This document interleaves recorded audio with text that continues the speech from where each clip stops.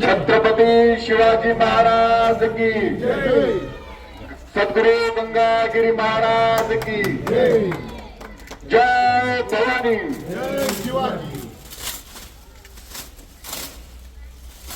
महंत हरिभक्त परायण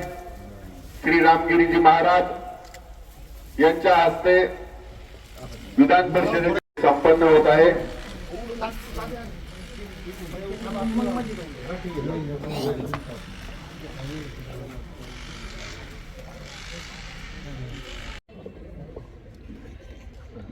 परमपूजनीय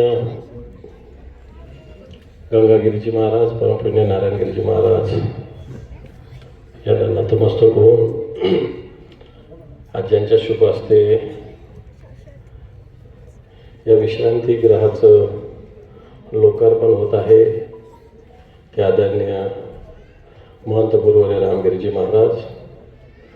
माझे सर्व सहकारी, माजी आमदार भाऊसाहेब तात्या,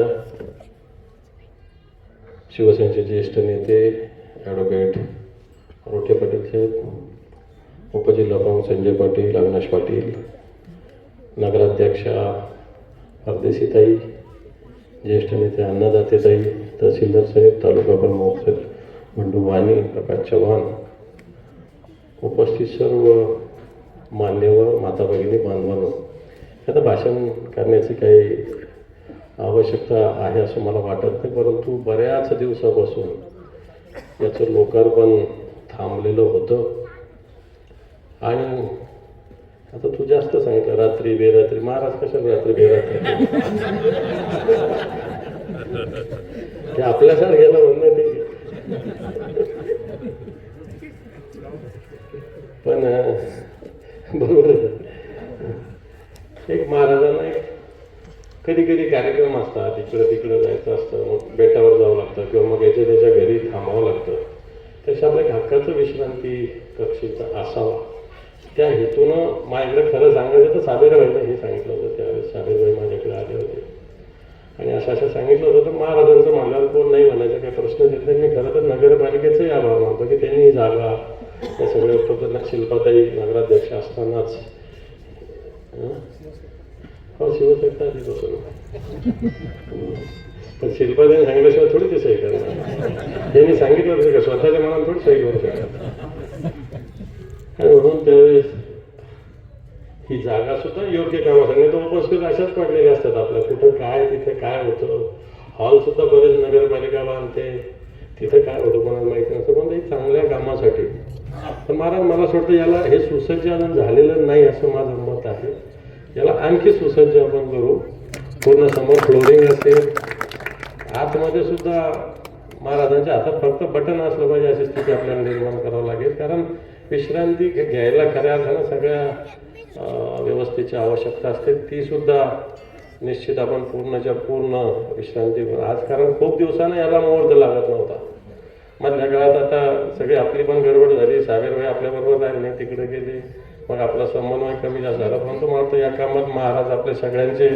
कोऑर्डिनेटर आहेत, त्यामुळे काही प्रश्न नाही, त्यांना काय सगळे सारखेच आपण, आणि म्हणून मग आज हा लोकार्पण होता। मी काही माझ्याने देतो हे काही माझी निधी नाही, हे तुम्ही मला दिलं म्हणून मी दिलेलं, ते काय माझं काय महाराजांच्या आशीर्वादानं जे प्राप्त झाले तेच आपण हे देतो, मला वाटतं आपलं ते कर्तव्य असतं, म्हणून पुढचंही काम इथलं फ्लोरिंग व्हावी असं मला वाटतं। नगरपालिकेत आहे का प्रोजेक्ट काही? हां मग ठीक आहे, मग चांगलं बाकी आतमधलं आम्ही करून घेतो, बाहेरचं तुम्ही गेट सुद्धा आवश्यक येतं याला आणि फ्लोरिंग आवश्यक आहे, या दोन्ही गोष्टी आपण करून घ्या, आतमधलं काय करायचं ते आम्ही करून घेऊ। Yes thank you. फ्लोरिंग आणि गेट सगळ्यात महत्त्वाचं इथं असलं पाहिजे, बरोबर आहे ना मला? हां फ्लोरिंग आणि गेट, मोठे गेट, कारण उद्या इथेही काही जण महाराजांनी बोलले 100-200 लोक भेटायला तर इथे बाहेर मैदानात बसू शकतात, अशा पद्धतीने इथे व्यवस्था होऊ शकते, कारण काही वेळेस सगळ्यांनाच काही बेटावर बोलवण्याची गरज नाही, इथंच महाराज थांबले तर या इथं असाच मंडप टाकून सुद्धा 100-200 लोक एखाद्या वेळेस एखाद्या बैठकीला याला त्याला व्यवस्था होऊ शकते, म्हणून मला असं वाटतं फ्लोरिंग आणि गेट या ठिकाणी आवश्यक आहे, आतमधलं सुसज्जता ते आम्ही निश्चित करू, महाराजांच्या आशीर्वादानंच हे होतंय, कारण ठीक आहे विकास काम आपले होत असतात, रस्ते होत असतात, रोज उठत असतात, मागण्या रोज वाढत असतात, मागण्या कधी कमी होत नसतात, हे काम केलं का दुसरं करा, दुसरं केलं का तिसरं करा, मागणी असतील पण तो अशा कामाला सुद्धा, अशा कार्याला सुद्धा वाटतं निधी जर आपल्याला वापरता आला तर हे आपलं भाग्य मी समजतो. कारण महाराजांनी सुद्धा अशी परवानगी दिली, तेव्हा मी महाराजांचा सुद्धा आभार मानतो आणि थांबतो. जय हिंद, जय महाराष्ट्र.